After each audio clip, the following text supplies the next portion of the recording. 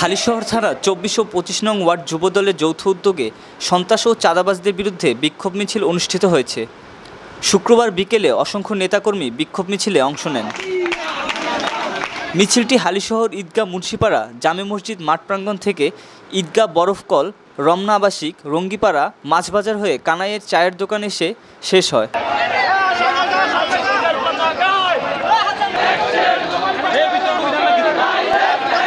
এরপর সংক্ষিপ্ত আলোচনা সভা অনুষ্ঠিত হয়।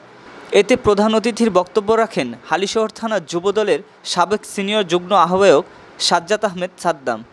খুনিরা বাইরে ঘুরতেছে, এখনো আমাদের বাইরে রক্তের দাগ শুকায় নাই। রক্তের দাগ শুকানো না শুকানো পর্যন্ত আওয়ামী লীগকে বিন্দু পরিমাণ ছাড় দেওয়া হবে না ইনশাআল্লাহ। আওয়ামী লীগ সন্ত্রাসী চাঁদাবাজদের আপনার যেখানে পাবো সেখানে দোলাই করবেন ইনশাআল্লাহ।